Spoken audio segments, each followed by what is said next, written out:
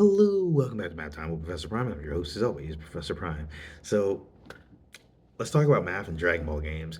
I like Dragon Ball, I like gaming, and I like Dragon Ball games, and you know I like math. So, let's do this. Like, I have made over 200 videos about Dragon Ball, like about math in Dragon Ball, and I've written a book on it. In that book, I absolutely had a section about Dragon Ball games, and I will never have enough to say.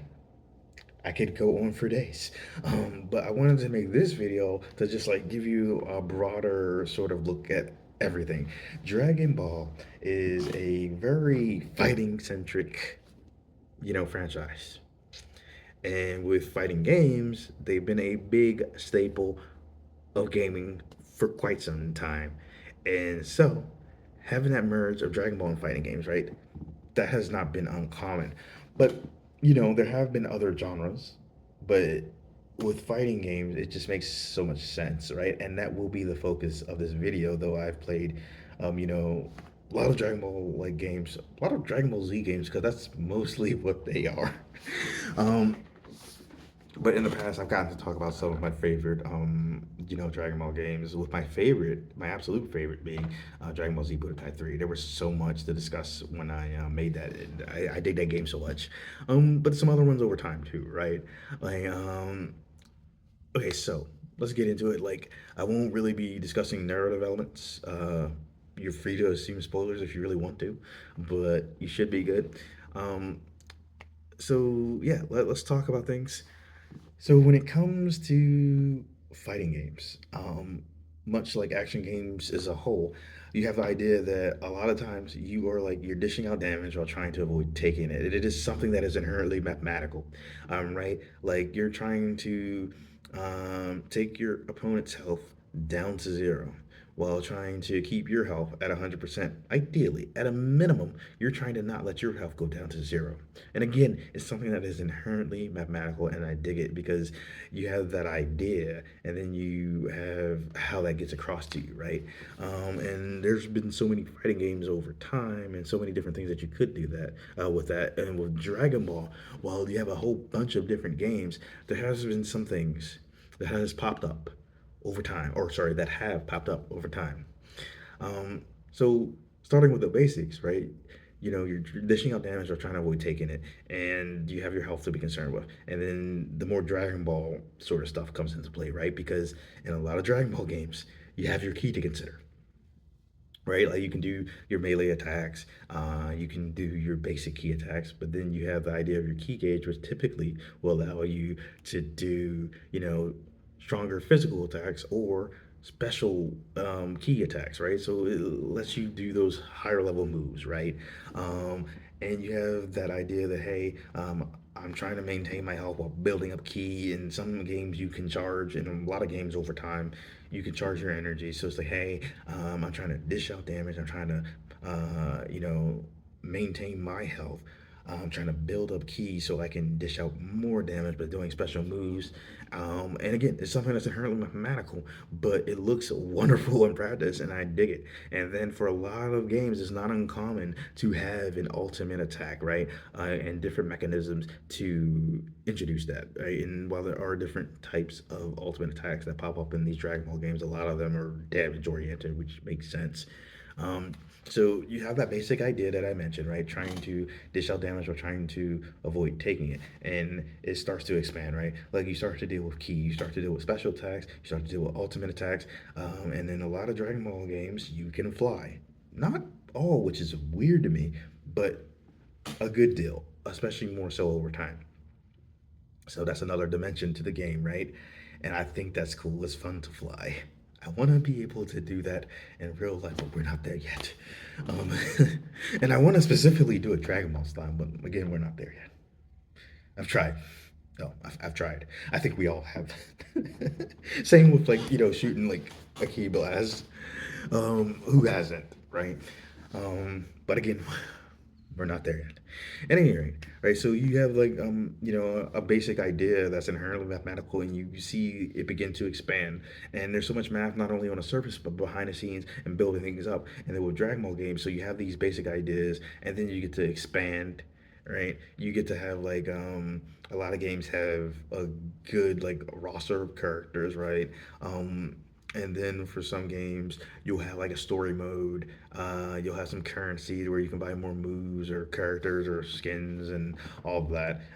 So you have like these economic systems and resource management with like different items that you can use in combat. You begin to add to a very basic idea, and things have become more elaborate over time.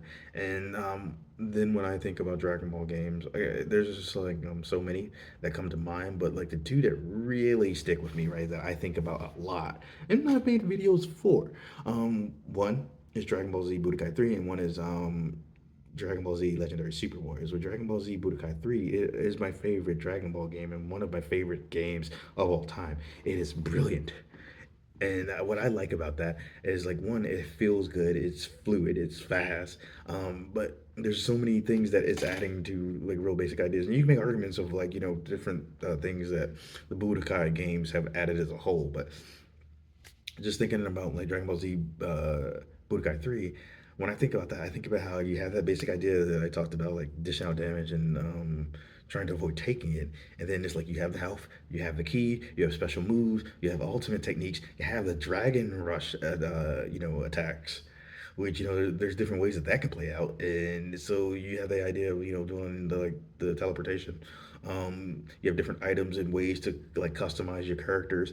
You can explore that larger world. You can collect Dragon Balls. You can make wishes. So you have like you have the small, sort of not necessarily small idea, but you have the basic idea to start, and then how that gets implemented, it extends outward, right? So you have a lot of things that are commonplace to Dragon Ball games over time, but you have this unique feel to me for Dragon Ball Z Budokai 3, and I like a lot of things that they added. It's a game that has a lot of like nuance and layers, and I dig it. I dig it so hard, and I'm a beast at it. It's like it's so cool. I've never had a bad time playing that game.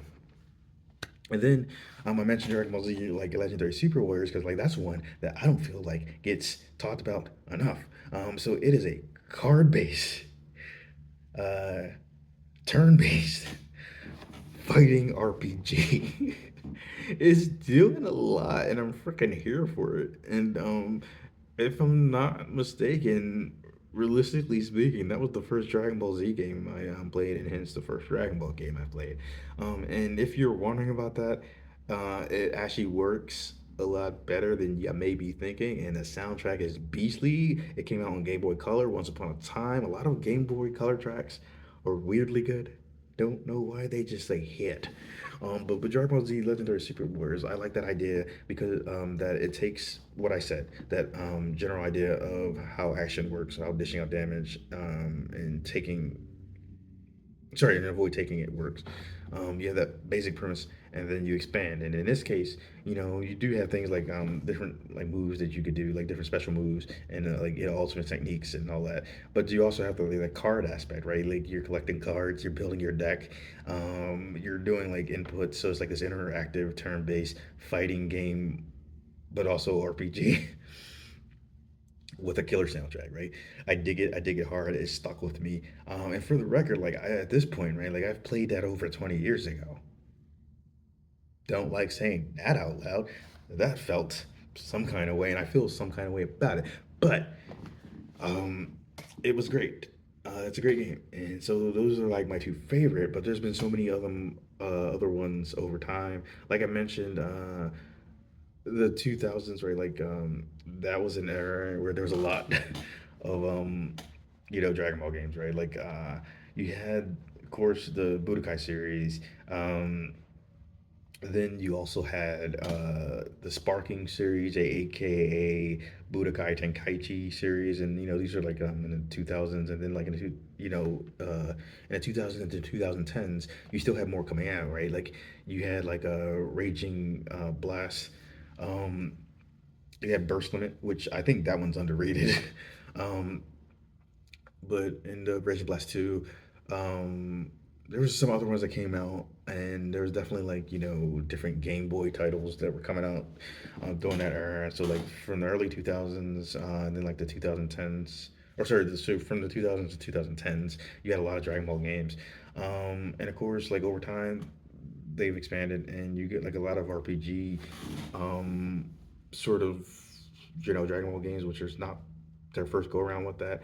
Um, and I like that though, because there's like two things that have been, a reasonable part of Dragon Ball history, like the RPG part for sure, but also like the card based part, and that comes into place because like over time, if you've played enough games, like say if you're playing like Xenoverse 2, for instance, right, like it has a card like based middle sorry a card based mini game that deals with figurines that kind of take the place of the cards, but that's a whole nother thing, right? But it's not the only game to come out in fairly recent history that deals with cards. And then like with Dragon Ball Z Legendary Super Warriors, that was my first experience to a card based Dragon Ball Z game. But the Dragon Ball series has actually had a weird history and a lengthy history with card based games. But at any rate, like it's another aspect to explore. So like over time, you'll see more games pop up with like those RPG, those open world RPG elements. But what it is at its core still works, right? Like you have that idea of Dragon Ball, right? You're flying, you're moving fast, you're shooting energy beams, you're dodging this technique and that technique. You maybe have some ultimate moves, but the point is, you're given a Dragon Ball flair to, not only fighting games, but like sometimes RPGs as well. And you're taking a basic concept and expanding upon it. And I dig it. I dig it hard. Side note, while we're talking about Dragon Ball games, like I actually had like a lot of fun with Dragon Ball Z Kakarot. Like I wasn't rushing to get it, and it's like, hey, it's a weird thing to me because so it's supposed to celebrate the Dragon Ball Z anime, right? The original release, it's an anniversary sort of game. Like that was the point, right? Um, and while Goku is supposed to be like the focal point, if you're familiar with Dragon Ball Z or the Z portion of the Dragon Ball series, however you want to phrase that, um, Goku's missing often, right? Like he's either dead or training or recovering for a good amount of that section of the story. So as you can imagine, there are problems with making a game centered around Goku because it's not really the life of Goku; it's the life of everyone else around him too. Um, just saying. But it's a fun game. Like I feel like they took so many things that like worked from different Dragon Ball games and they refined them. With the Xenoverse titles like Xenoverse and Xenoverse 2, I think Xenoverse was good. Xenoverse 2 was even better. But I also argue that realistically, it felt like to me the game that Xenoverse should have been like, because Xenoverse was good, not great. And Xenoverse 2, while it still has problems, was great, but it felt more like a continuation, like an expansion, like a fully fleshed out version of that. At any rate, with the fighting, there had so many like options and ways that you can customize your characters, and that's really great. But with I don't think everything landed like it should. Because regardless of the fact that I said like I think Xenoverse is good and Xenoverse 2 is great, still not perfect in terms of combat. Like it's good. There's a lot of customization. It's a lot of fun. But Dragon Ball Z Kakarot, I feel took a lot of what they were doing and the way it looked and felt, and it made it more fast paced. It made it feel more like Dragon Ball, and I think that's amazing. And you get a lot out of that game. I would really like to play more of the DLCs, but they do not go down in price, which is unfortunate. But I enjoyed the ride while I went on it, and I do like some things that I saw while I was playing it. And yeah, so there's a lot of Dragon Ball games. I feel like it's the kind of thing that I will always come back to. At the time of recording, the last and most recent Dragon Ball game that I played was Dragon Ball Sparking Zero. Was that naming? I'm sure confused some people because it's like Sparking is known as Budokai Tenkaichi over here in the States, right? But despite that original name change, they actually went back to the whole Sparking naming convention. At any rate, Sparking Zero is like it's great. There's not much with the story mode, which is unfortunate, but it's great overall. And I think they nailed a lot of things. And I'm always going to be curious about Dragon Ball games. And I think like both Dragon Ball and gaming make great use of math, especially when together. And I feel like it's the kind of thing where like math is everywhere and then everything. But sometimes when you talk about certain things, it can connect with people better. And I think like again, Dragon Ball is one of those things. Gaming is one of those things, and having those things together works because you can see a lot of things more explicitly that maybe you didn't think about. So I dig it. Yeah, so that's about all that I want to say about it for now. Yeah. But yeah, Dragon Ball rocks, gaming rocks, math rocks. Go out there, you know, play some Dragon Ball games. I'll see you in the future.